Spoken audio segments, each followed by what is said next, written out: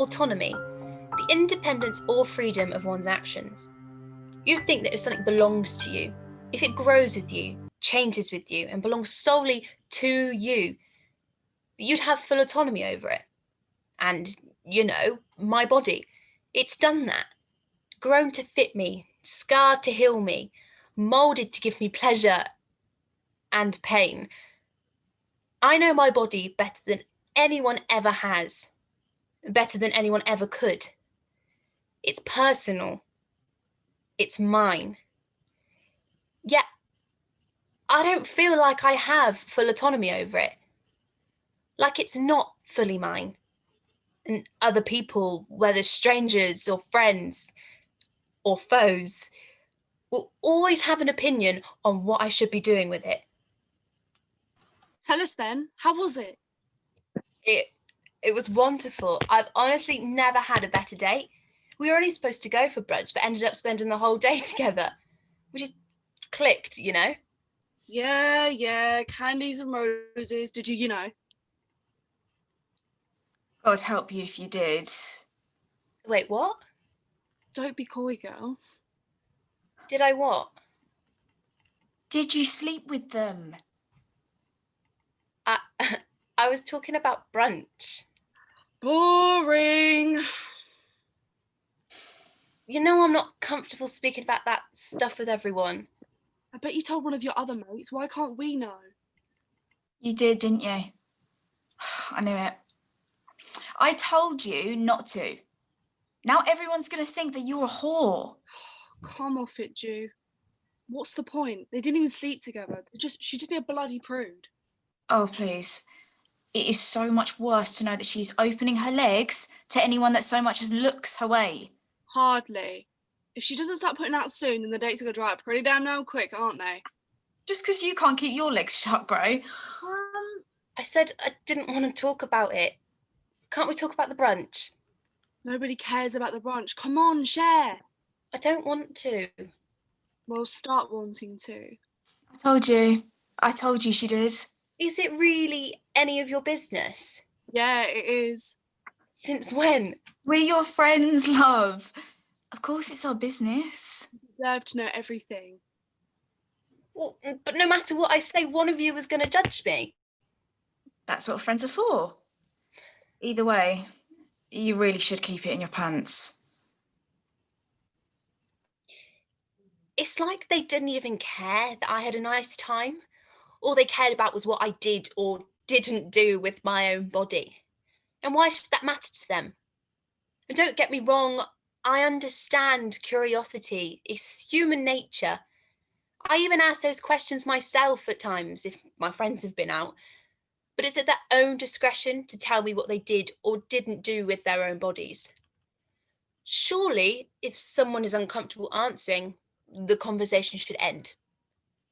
And I understand opening up to friends and asking for help and advice, but just because I asked you for your opinion once, it doesn't give you the right to give it to me all the time. Just because I lent you one secret, it doesn't mean I should tell you all the rest of them. And anyway, since when did I ask for your unwarranted advice? Since when did I ask if they thought I was a slut or a prude? As if those things are even valid responses. Since when did it become everyone else's choice as to who I have sex with? I am constantly asked by people who I've been with, as if my body will wear out every time someone touches me. If I am going to be valued and judged by what I do or don't do with my own body, surely I don't have full autonomy over it. Everyone else seems to have an opinion on what or who I do.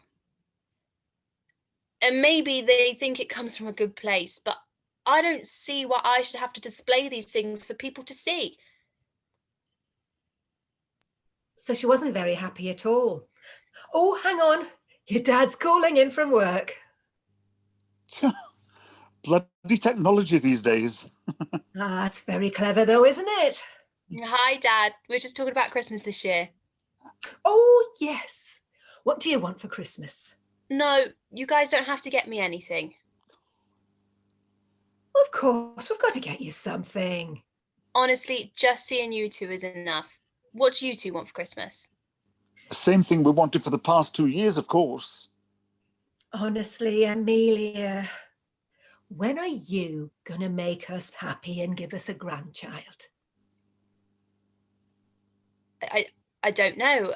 I didn't realise you two were so desperate for me to have one. Well, of course we are. A little baby to spoil rotten. And then give back when it has a paddy.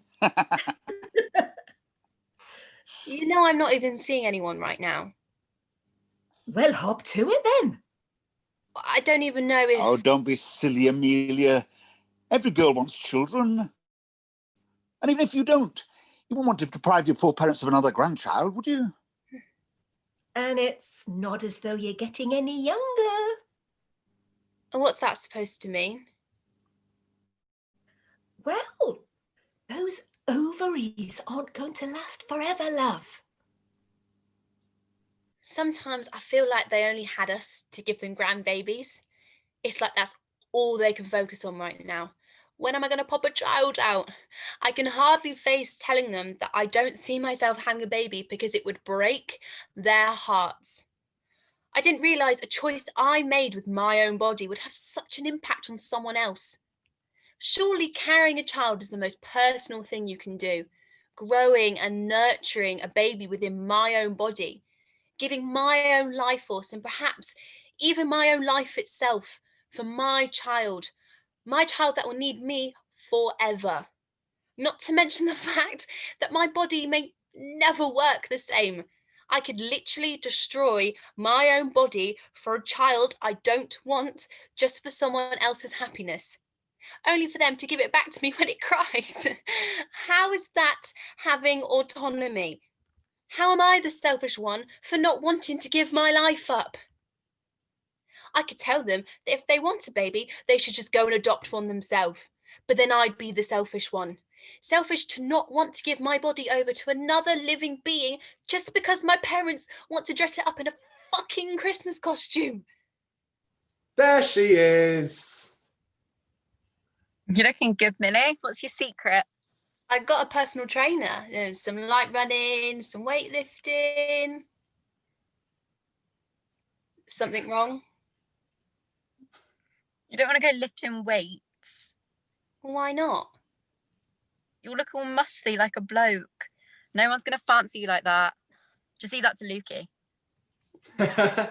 What if I want to look stronger? Bit weird, isn't it? Like when you got that nose piercing and Mum went spare. Ugh. Or that tattoo. I still haven't told Mum and Dad about that, by the way. Me either. You totally owe us for that one. I will take my payment in pennies. I liked my nose piercing. I was thinking about getting it back, actually. Please don't. It made you look like a pig. Did it? And let's not get started on that tattoo. I mean, what on earth possessed you to do that? We were talking about the gym. What? Not making fun of me? Right, muscles. Oh, don't get all huffy, Millie. We're helping you. You don't want to do something that will make you look stupid, do you? Well, how do you know it will make me look stupid? We're psychic, obviously. And we're older. It's our job to tell you what looks stupid. Surely the way I present my body is my own choice. So why are people telling me I can't look a certain way? And yeah, it's all about personality, I guess, but my body is the first thing people see of me, the first impression they get. Surely I should be able to decorate it the way that I want, without judgment. We're told our body is our own personal home, the house of the soul. So why do so many other people get to dictate what I do with it? If I change my appearance, I will inevitably be told I looked better before, even if I'm happier now. My sex life will always be dictated with insults. One way or another, I haven't slept with enough people, or if I sleep with one more, then that's too many. Is there a perfect number? Because if there is, I'd really love to know. And Lord forbid I don't want to house another human being in my body. How selfish. I should be doing it simply for the entertainment of others.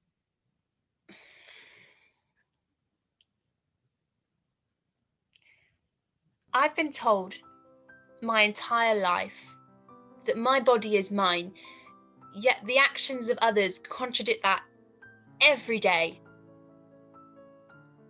Well, you know what? I've had enough. My body is my home and I am taking back full autonomy over it, whether your opinion likes it or not.